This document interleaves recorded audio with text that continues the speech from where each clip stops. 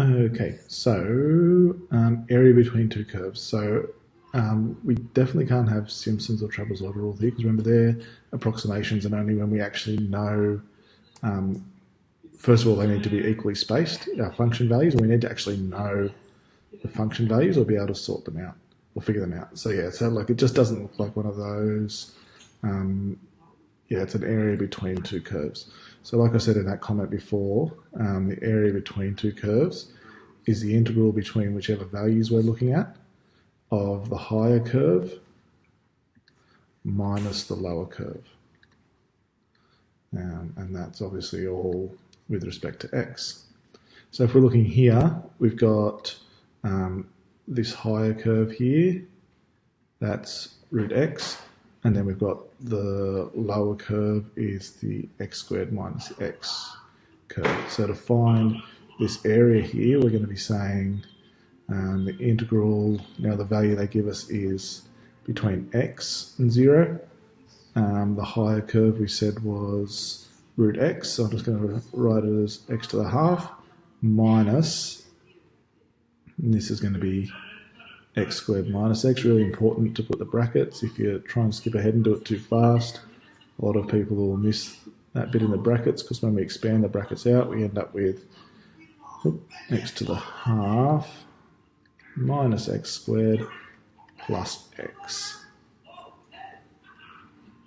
All right, so that means we're going, the definite integral now is going to be x to the 3 on 2 over 3 on 2 minus x cubed on 3 plus x squared on 2, and we're finding those values between x and 0. And so tidying this up makes it 2x to the 3 on 2 over 3 minus x cubed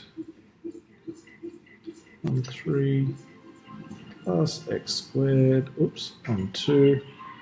And we're doing all of that between x and 0.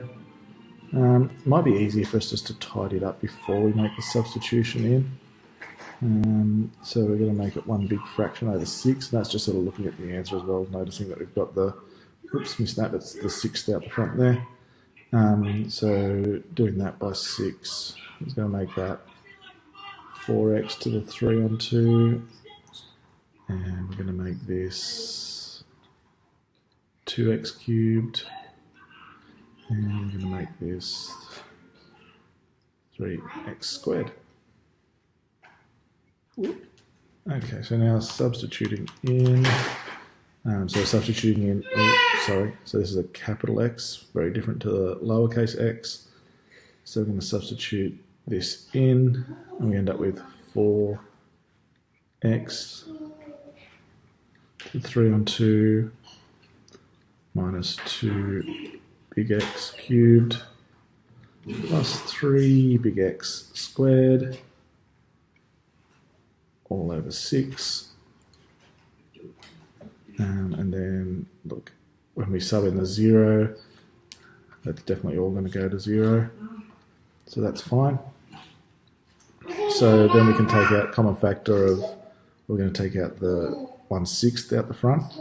Here we've got a common factor of x. So when we take that out,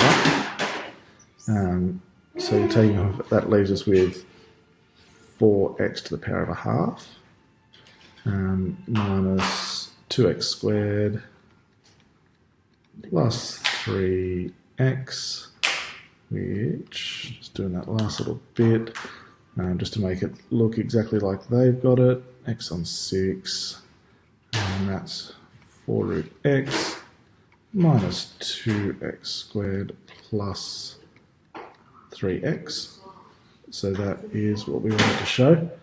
So then part 2, really important in this one. Oh gosh, what have I done? And that even if you happen to get, not be able to get this part 1, there's no reason, I don't think, I could be wrong here, that you should be able to get part 2 just by using the result up here. So let me have a go because I haven't actually done this one yet.